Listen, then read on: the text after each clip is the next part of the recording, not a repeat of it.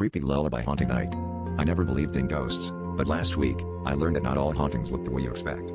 I bought a baby monitor to keep an eye on my empty guest room before my sister's visit. She's got a toddler, and I wanted to make sure everything was safe.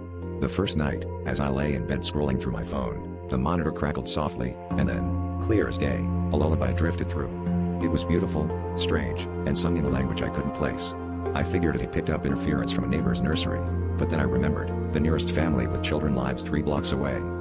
For a few nights, the lullabies returned at the same time, 2:17 a.m. always the same melody, growing steadily louder, the words curling around my ears and nestling in my dreams. The odd thing was, the melody never seemed to come from the same spot in the room. Sometimes it sounded like it was right next to the crib I'd set up, other times from the ceiling, or even from behind the closet door. That's when I noticed the monitor's night vision showed a flicker of movement, something pale and long-fingered, always just at the edge of the frame. Last night, I stayed up, determined to catch whatever was happening. At 2:17, the singing started, but this time it wasn't coming from the monitor, it was coming from the hallway outside my bedroom. The song was wrong, twisted, the words warping into something hungry. I watched in horror as a dark shape, impossibly thin and jointed, began to crawl slowly past the door, its head cocked, searching for the source of the monitor's red light.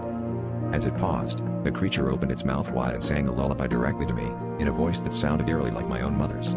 I realized then the monitor hadn't just been picking up signals, it had invited something in, something that learned from every song I'd ever been sung as a child.